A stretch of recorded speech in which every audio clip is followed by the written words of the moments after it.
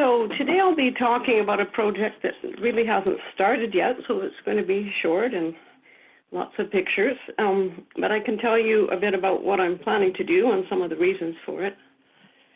The beaver and habitat surveys along the rivers are just a first step towards determining whether, in fact, there has been a population drop, which there certainly appears to have been by everyone's impressions, and for determining actions for restoring beavers and habitat if necessary.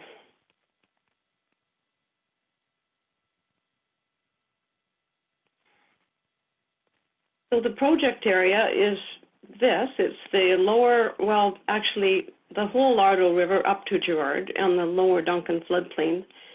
And part of this area, the part that's shown in this map, I surveyed in 2010 for beaver colonies as part of a research project I was doing on beavers and cottonwoods. So the good part about this proposal is that we'll have that database to compare to. And the additional area that we're adding in this project is the north of here to Girard.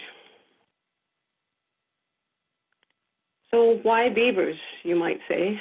Well, they're unremarkable animals with remarkable abilities. They're the only animals other than humans that can alter their surroundings so profoundly and so efficiently. They're expert engineers of ponds and wetlands, and they send no invoice. And I'll add that they work in areas where machines would be impossibly damaging. And these are the zones where it is needed the most. Their flooding reconnects floodplains and recharges stream beds. The accumulated nutrients and sediments heal degraded channels, enriching habitat. And maybe most of you know that channels downstream from unregulated rivers downstream from dams typically degrade. So this service is particularly important on parts of the Duncan. Their dams moderate climate-driven stream changes, such as what Greg was talking about, holding back extreme flows and raising summer and fall base flows. The photo on the right is a particularly remarkable example of that, I find. It was along the Lardeau River in the late fall, and that pool on the side channel was at least a meter higher than the main river here, completely held back.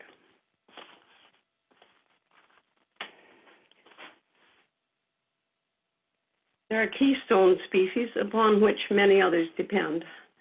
Now, a lot of these pictures are from the internet, and I'll acknowledge that at the end, but they are all species that live here and use beaver ponds, and of course, this is a very small percentage of them.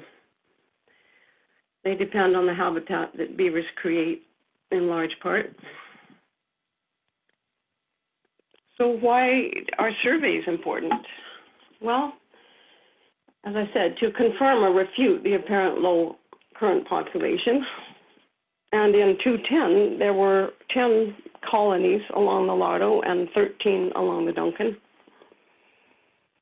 And I'll add here that the survey method, which I'll explain later, only inventories colonies, not actual individuals. But we'll talk about that later. The other purpose is to assess the habitat to help determine, is it habitat that's explaining the decline, or is it some other factors?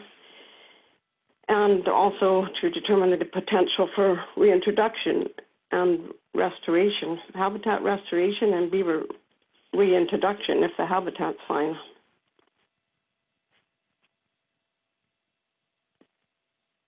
So what's planned? Well, local conversations, lots of them, because I found that the trapper records have not been useful at all for beaver inventory for various reasons so far. And so there's a lot, I think, that people know that is not out there in the public domain. So I'll be talking to people and also getting their concerns about beaver problems. And prior to field work, I'll do a river scale habitat suitability assessment with all available ortho photos and LiDAR imagery and all the literature. There are various beaver habitat models around.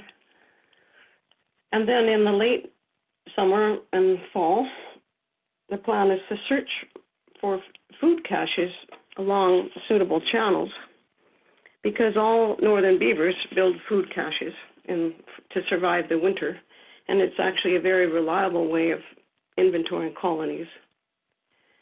Now, along rivers, beavers don't build freestanding lodges very frequently, so aerial methods such as helicopter or drones are not as useful for inventorying beavers in these settings. And of course, I'll summarize and analyze at the end. Now, the next few slides really just show examples of the extensive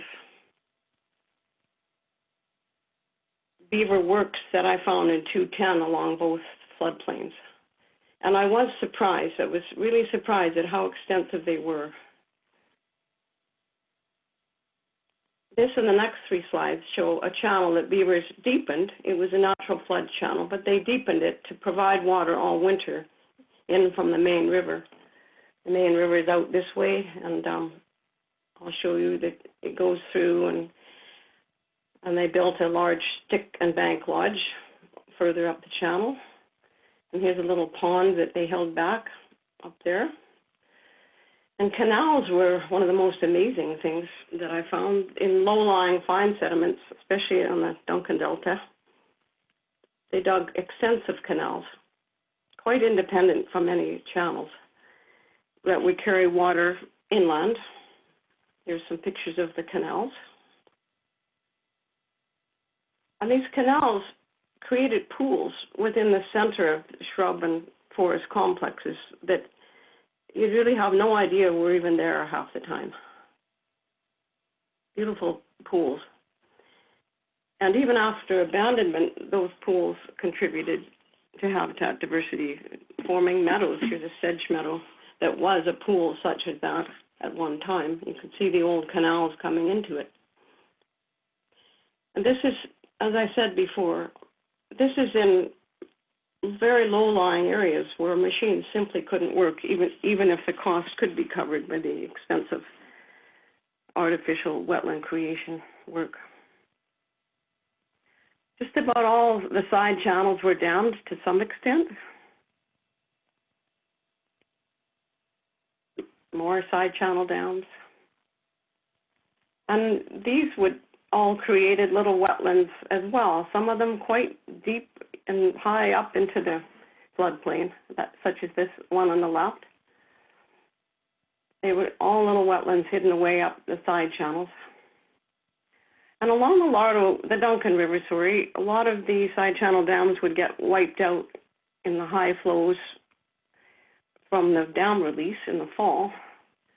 This is not a very good picture of hydrographs, but I can show, I don't know if you see my arrow, but on the one on the right, you can see that the fall and winter flows come up higher than the summer flows. And typically those just took the dams out, usually along the Duncan.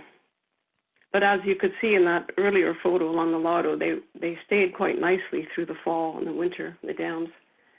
Oh, and I was meant to say that even though the Duncan did take out the dams, below the beaver dams below the Duncan Dam. I don't know if you can see this, but you probably can't.